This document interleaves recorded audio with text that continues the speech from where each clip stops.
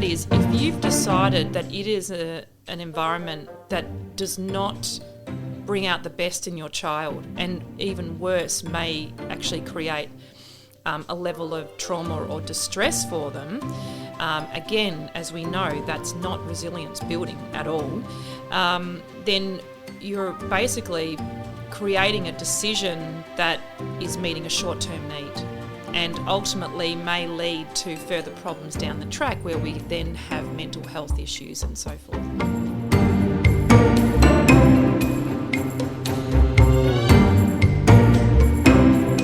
Hello Quantifolks, and welcome to another episode of Fark the Shoulds, little sister podcast Alchemising Education. We are kicking off season 2 in fashionably late style, and very much like a healing of the hymen, we are repopping our cherry and getting back into Curious Quinn's laughing at me getting back into this podcasting shenanigans because we've got some shit to say. Sorry, children. We've got some excrement to talk about. Anyway, I am delighted to join you. I am Jodi from QuantiMama, and I'm joined by Curious Quinn. Thank you. Curious as always.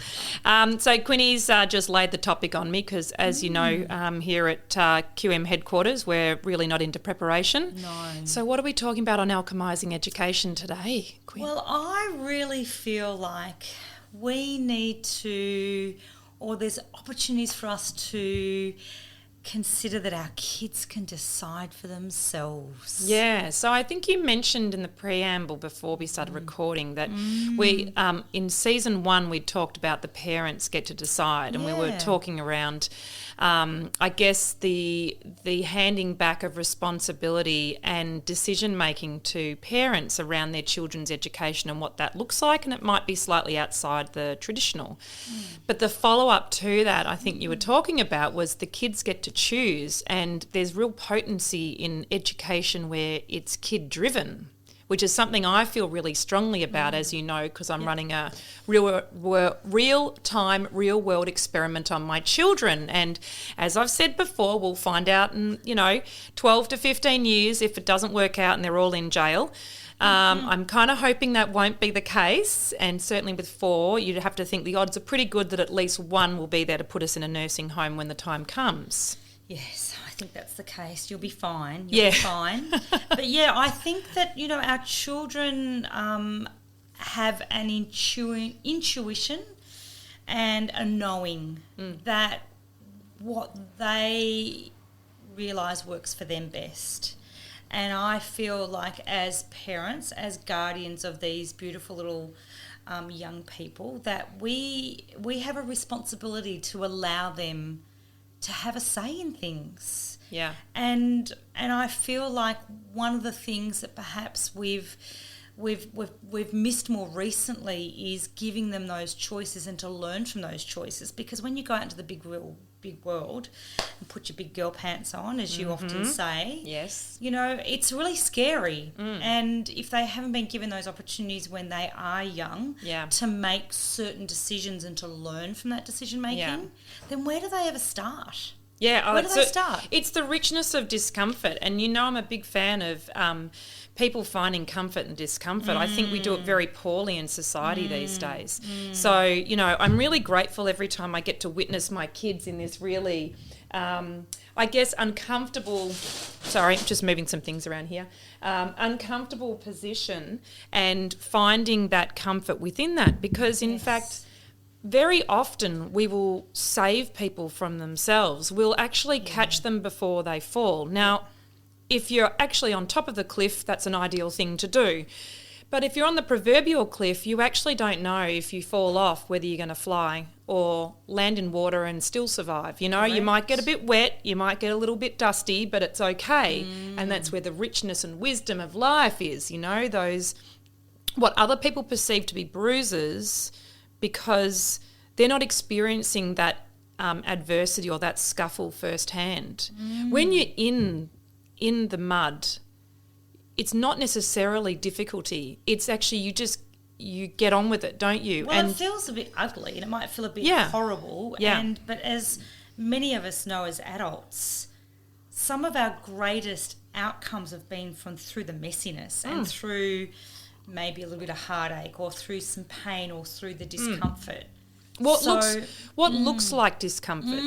Because sometimes when you're in the discomfort, you realise that the mirage of the discomfort is actually more powerful than the actual experience. Yes. And I think that's often the case is we don't know what our mettle is until we are in that situation. So I'm a big fan of not saving my kids from themselves. I'm not going to put them in harm's way, but I'm not going to suddenly whip them out of what feels like a difficulty, because I want them to...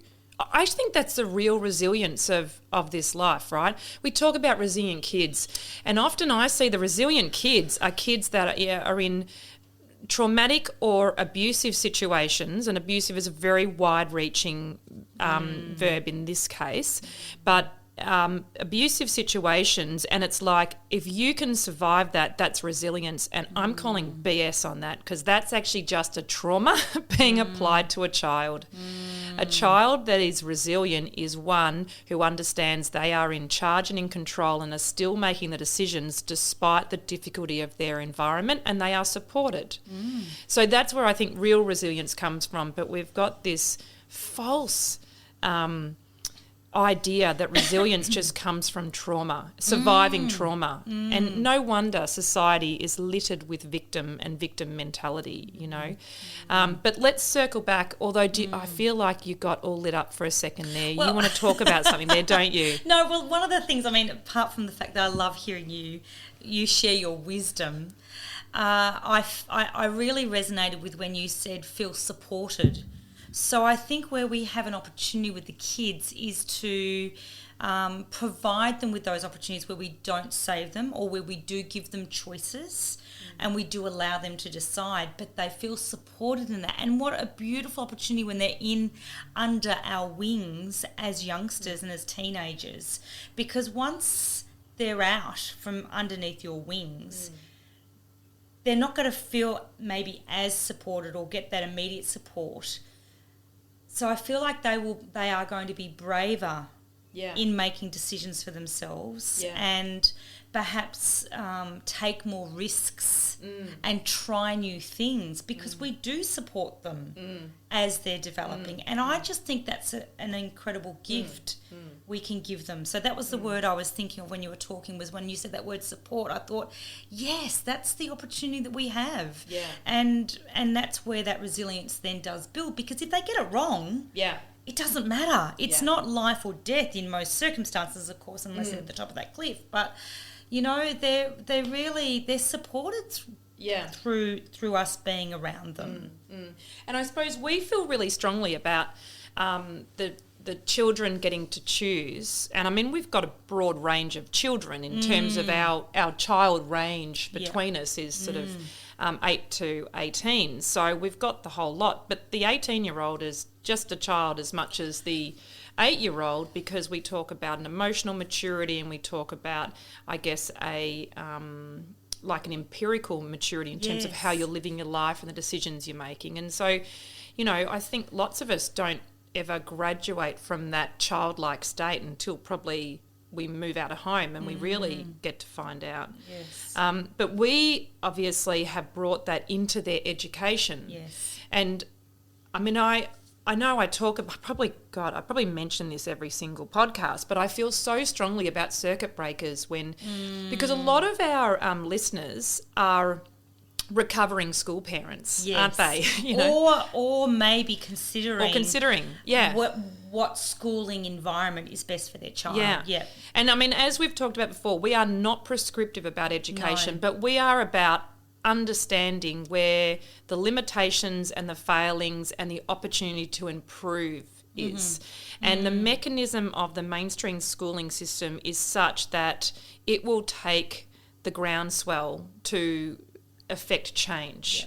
In the meanwhile, there's a bunch of us that are the minority, very much the minority, that are choosing to homeschool because we we don't accept the product as it is, as being, you know, the best option for our kids. And so then when you get within that space, you have options about how that education unfolds.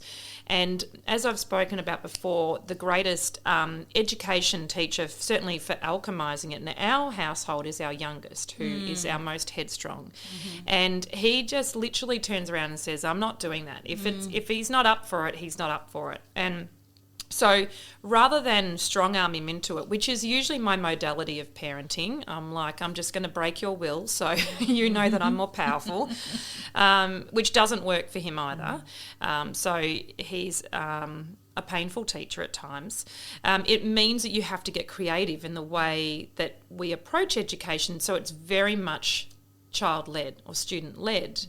And some of the things that I was thinking about when you mentioned this was that even within that space, you kind of think, oh, gee, the kids should be grateful, The kids should be grateful that they get to choose their education. But even within that space, there's still resistance, and so they need support. And so there is an interesting thing where I really believe kids need boundaries to know where the edges are. They naturally want to explore. They naturally want to push against the edges. And so sometimes we need to jump them down or communicate, okay, that's a hard line. That one's got a little bit of malleability and we might be able to adjust that. So within that space of children choosing, where are the edges and where are the boundaries? Like one of the things I've created as a boundary is you got to do something. Like work on being audited. If nothing else, I need to show evidence that you are doing some form of education. So that's part of the responsibility of this agreement. You want to be at home and you want to educate at home. You've still got to show up and do something that looks like work from a quantifiable perspective. And I think it's reasonable. It shows a discipline. They're doing stuff they don't want to do, like handwriting and things like that. Although having said that, in the mainstream schooling system, handwriting is becoming more and more obsolete as we move towards technology-based creations. So I think that there's definitely a case for creating expectations and agreements within that child-led or child decision-making around those education choices. But I'm curious because your children are older, so how do you create those boundaries or expectations or mutual agreements to then still allow them to decide on their education or make their choices? Yeah, it's interesting. I mean, I think first and foremost, we need to understand what motivates them. And each child is different. Yes. Be nice if they were all the same, out of the same package. Well, it would make things so much more efficient. Be boring, but good. Yeah. So I think it's about really understanding what motivates them. And then, and the challenge is, of course, that you need to, especially when you've got, say, a number of children, you know, in, say, your case, whereas I've got one who's just finished now and I'm only really dealing with one that's a homeschooler, although you never stop being a teacher to your children and being a guide. But, yeah, it's definitely about knowing what motivates them and, the boundaries, I think, everyone needs a bit of structure in their life. I think without a doubt you need to have some structure in every day. Whether it be, you know, I hear lots of people talking about this, but, you know, whether it be that you spend an hour first thing after breakfast doing something that has an educational focus, a learning focus. You know, so I think it's about having a structure in the day is really important, and even getting them to maybe, depending on their age again, setting up what that looks like for them. Yeah. Like, are they better in the mornings? Are they better after lunch? Are they better during, you know, early evenings? Understanding when they're ready to engage, rather than, and you can't push because, you know, your 8-year-old will work better at a different time, you know, to the eldest. So I think the boundaries can only come within knowing that child and that child's needs and putting in some form of a basic structure that has obviously flexibility throughout the day. Yes. Well, I mean, that makes perfect sense because it's got to be informed. You know, you wouldn't go and do a site survey on any given house block, if someone's engaged you actually go to the address. So you need to know what you're dealing with in the first place. And one thing I would say is a degree of fluidity is really important, because kids can change. And apart from sort of the obvious markers that happen through maturity, and I use maturity loosely because I'm talking about my teenagers who now think the natural time to wake up is about 10 o'clock in the morning. And, you know, as you know, I wake up at 6, so I'm like 4 hours ahead of them into the day. And it's just unconscionable sort of wasting so much of the day to me. But again, that's a loaded statement. Yeah, so you need to work within that. But one of the things I have done is I've brought in this really gifted teacher who's tutoring the kids. And so they're doing that once a week, and they're going to move up to twice a week. So what I've found, and I think this is the gold that a lot of people don't talk about when they move to homeschooling or they're thinking about homeschooling. I see a lot of comments in the forums and chat groups around the fact that little Johnny wanted to homeschool, and now they're homeschooling and they're doing XYZ program, and they're basically being delinquent, and the parent A and parent B are equally tearing their hair out, not sure what to do. And the whole thing has a force around it. And what naturally happens, and trust me, I've been guilty of this many times, is you tend to either threaten or carry through putting your kids back in school. Now, the issue with that is if you've decided that it is an environment that does not bring out the best in your child, and even worse, may actually create a level of trauma or distress for them, again, as we know, that's not resilience building at all, then you're basically creating a decision that is meeting a short-term need, and ultimately may lead to further problems down the track where we then have mental health issues and so forth. So one of the things that I made a deal with, not that I told the kids because I still occasionally threaten to send them back to school, you've got to have some leverage, right? Is I said I just won't do that. If I've decided it's not the best course forward, I won't do it. It's a bit like red food dye. We're never doing red food dye. That stuff is terrible for you. Can't go back. We're not doing red food dye. So, eat your heart out, dehydrated beetroot. It's not the same. So my point is, when you've made that decision, then that becomes a foundational decision. So then you need to have an agility on how to shape the kids' decision-making around what they want to do and how they're going to learn. And so bringing in this tutor has been brilliant because the kids have had resistance, but what we've done is we've built on their trust. She's extraordinary anyway. She's just really gifted, and she's really good at engaging the kids. Like, she actually likes children, which is really useful. That's why I'd be a terrible teacher. So from that point of view, she's ideal.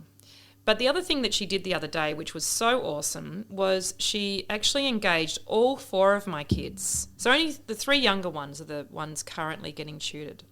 But she engaged all 4 of them in this art therapy education session. And the eldest was like, yeah, all right, I'll do it, sure, if it helps her family out. So he's a good kid. Anyway, at the end of it, he was like, that was awesome. I loved it. He got so much out of it, and it surprised him. And So it reaffirmed to me we must allow our children to be in the driver's seat of decision making. But having said that, there will be opportunities that present where we will need to push them through their resistance or perceived expectation of an experience and gain that trust. And so part of being the guiding ship for our children is to say, you got to give it a go. And then we decide if it's a no, right? Or in the case of a tutor, you got to find a way to work with it, because this is something that actually we will, will progress and actually become really enjoyable, which is what it's turning out to be. So it's always a fine balance, isn't it? And I think sometimes people get caught up in the idea that, you let the kids decide. And it's like, no, you don't. Yeah, you don't give them the keys to the castle. You show them where they're kept, and you say, I've got them when you need them. So it's about that shepherding and being the custodian of their education, but they still be the architect of it. Absolutely, and I think it really is teamwork. As at its best when it comes to being the one that's in the driving seat with our kids' education, where we as parents get to decide, but the kids also get to decide through that approach of working together. So it is about introducing, it is about talking about the options, it is about looking at all the different opportunities, but then, and it may be about sometimes saying, well, actually, there might be a little bit of bribery. I know we would like a bit of that. There might be a little bit of bribery involved. There may even be a time where they're halfway through something and they kind of go, oh, no, I've had enough. And you kind of go, actually, I can see some real value if we just encourage them to go that little bit more. So I think your comment about trust, that's what happens. And when you think about this, when we're creating these educational experiences for our kids as a team, as a family unit, you just have to think about what you're building long term around relationships. Yeah. And I often get guided with my kids around, well, gosh, if that's how they operate around our house, how are they going to operate when they've got their own home, their own family? So there's those opportunities to really ensure that long-term that view is, okay, this is what's important around what we're educating them on. And what guides me a lot as a parent around what is important for our kids is life skills. Like, you can learn anything. You can read a textbook and you can do a course, when you're 30, 40, 50, 60. So, you never stop learning, but for me, I think it's around whatever the opportunities present, is it going to be a skill that they can build on? Yeah. And they can apply to relationships and, whether it be business relationships or personal relationships, because that's really the heart of our life, isn't it? Yeah. So, I think that trust is a really big thing, but knowing that, yes, the kids need to have a decision, need to have a choice.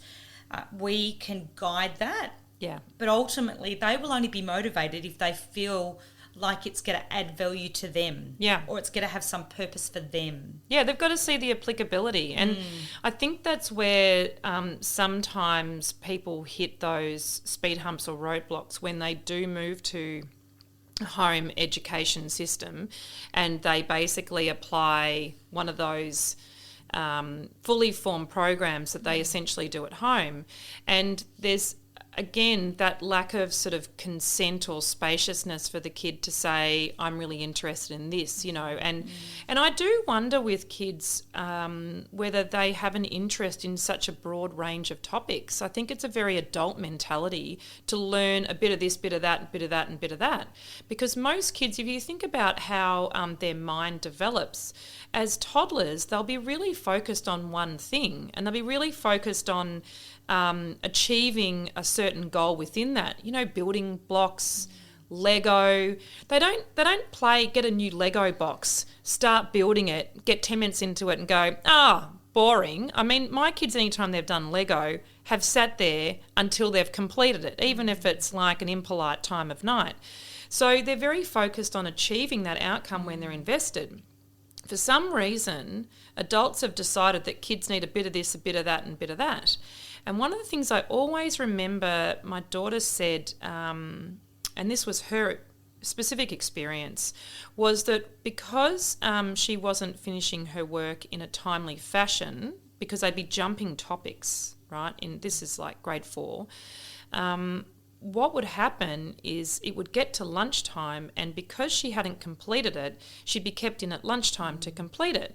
Now, partly that was helpful to her because she got it finished, but partly it was unhelpful because she didn't get to defrag outside and go play with her friends. So there was actually a bit of punishment. And so her learning around that was it's not great to finish things. So now I have a kid that I'm trying to re-establish trust in finishing a project because she's a fire starter. She starts a fire over here, she starts a fire over there, and then she buggers off. And no one's holding the fire extinguisher, and certainly no one's checking it doesn't begin, start a bushfire. And I say to her, there'll be a level of satisfaction when you close something out. when you reach the end point and finish that. And I'm not saying school is completely responsible for that. I'm saying that there is a contribution within that association with learning for her that was, it doesn't pay to finish. So, because she's just scrambling to keep up. Now, the thing about home education is you can chuck the clock out the window. You don't need to observe that. Things take as long as they take.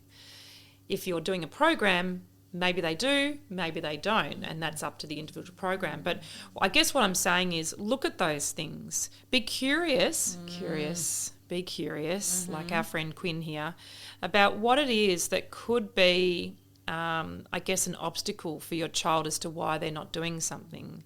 And work out that discernment of when to push, when to hold the line, and when to hand them back autonomy over that decision making. Yeah, totally. And that's a constant juggle, isn't it? That's a constant sort of, there needs to be, with everything in life, a degree of flexibility. And I feel like, I can see how, within your daughter's experience around having to finish a task, how finishing that task just becomes hard and ugly and boring, but then there's also the real value in just finishing it. Yeah. Sometimes things are like that. My son's a great starter. He's a great starter. He really is. He's a great starter. He's a great starter. And, you've got to kind of realise that they do have their skill set and understanding what it is. So I have to be really clear within knowing him that he loves solving problems. Loves it. Give him a problem, he'll happily solve it. But don't give him the same problem time and time and time and time and time. He just after the second time, it's like, move on. So it really is about knowing your child and what works for them. And this is the gift of being in charge of their learning. Is, again, you can target their learning to suit them. And that's when you can get them engaged. And that's when you can choose the topics that they like and choose the timing on it. And I love the way you said, we can throw the clock out the window. We really can. Because we don't have to be efficient. We don't have to finish a curriculum by a certain date or have them test ready by a certain date or any of those other things. We can just allow for them to work at their own pace. Now, of course, there's going to be times where you need to, perhaps you have one who works really, really slow. And perhaps you sort of see it that there's, maybe a methodology that they have to follow everything step by step by step. And then, that's where you kind of go, well, actually, that's not really that important with this task. Let's try and build that skill set where you can actually skip a step and you can actually be a bit more creative. And, so I think that that's definitely knowing the child and knowing their learning style and knowing what lights them up and knowing what motivates them is what's going to be the guiding principles and maybe the boundaries around how do we allow them to decide. But I really feel like this whole topic also around letting them decide, because we hear a lot of parents and people in society talking about how we don't have enough resilience. And there's also risk aversion. That's kids right. Are scared to make a decision. I know. They're or failure too. Or they're scared to fail at something. So, that giving them those opportunities to decide whatever it is for themselves during their education is such a gift again. Because then they aren't as afraid when they get out into the big wide world to make the occasional mistake or to go, oh God, that didn't work very well, did it? Oh well, it doesn't matter. Keep going. Try something else.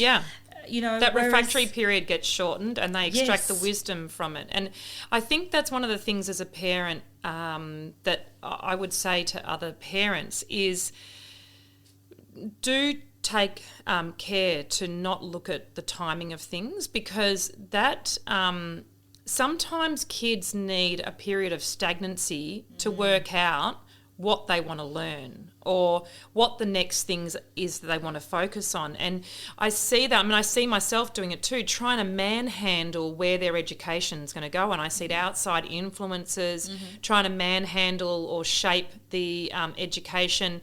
And whilst that's adults wanting the best for these kids, it's not organic in that way. And the kids aren't having that discovery for themselves, of having the idea themselves. It's being gifted and done for them. So again, we are robbing them from that opportunity. The kids have to get quiet and bored sometimes. They have to be in some place of inactivity to then work out what they're going to do next, because eventually they throw their hands up in the air and they go, I'm not doing anything. I'm like, right, it's time to do something then, isn't it? What do you want to do? Do you want to look at this? Do you want to look at that? And then when I've suggested a bunch of things and they've basically been refused, I say, right, decision's in your hand. Go listen to something, go read something, and let's choose a topic to look at. And so we come back to that. And I keep saying to them, the English, the literacy, the reading, the writing, that's all a byproduct of stuff you're interested in. But you don't know what you're interested in until you start looking. And there's heaps of interesting things out there. Loads. And I do think that, as one of our dear friends who loves to do, education in nature, if you're in that stuck position, well, just get out and do something active. Yeah. Let's not force it upon them, because once you get out in nature, if you do a little walk or you go to a beach or you go to a park, that's the opportunity to just sort of chat and talk about things outside of the family home or outside of the traditional learning environment, and to get out and just start engaging him and then finding out what it is. And then you might suddenly find there's a topic in the conversation that you can go, oh, yeah, that's really interesting. Well, I wonder how we can find out more about that. And then bingo, you've got the topic. Yeah. And then they're actually deciding. Yeah. And it's funny you say that, because literally this morning I was with QK3 and we were learning about hidden secrets of the Sphinx in Egypt. And somehow we then got onto sacred geometry. And the next thing McGill says to QK3, would you like an apple? And he's like, no, yeah, sure. And so then McGill cut it as a transverse section, and we looked at the sacred geometry of the apple, right, which is like a 5-point star. And so then we started looking around what else we could find as sacred geometry. And I don't know that he was particularly lit up. I think he was just trying to absorb the information, but I can feel the springboard of how we'll be able to apply that in our environment, in our outside environment, which I love being in nature, and I love the kids being in nature and finding the application of that information, and then using that as a springboard to learn about what does sacred geometry mean, and like all those sort of things. And suddenly you're covering a multitude of topics, but more than that, it's interesting. Yeah, totally. Which, don't we want education to be interesting? Well, I feel like it's worthy of that. Like, we are lifelong learners. Yes. So we want to embrace that, yes, and see it as just an everyday thing rather than a formal.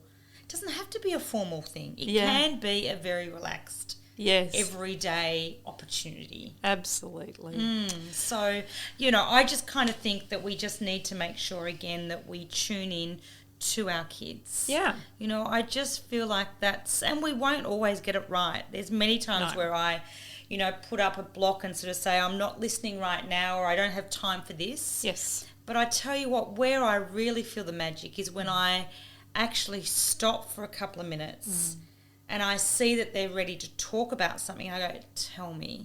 Yeah. Or give me your perspective on that. Yeah. And that's when you get to know them that little bit more.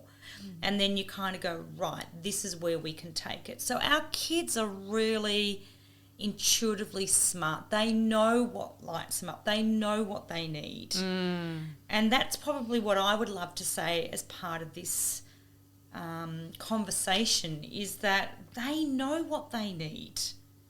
And we just need to get out of their way and allow them to experience it, and to allow them to make certain decisions and to learn from those decisions. And they may not work out the way they hoped or thought that it would, but gee, they're going to learn something from it.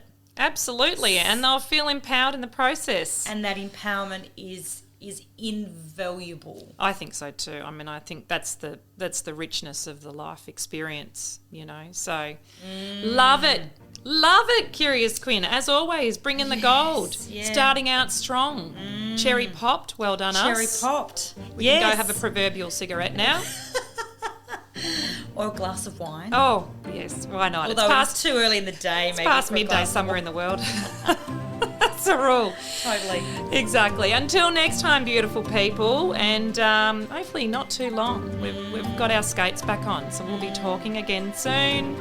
We love these conversations, so thanks for being here with us. Good on you. Be well.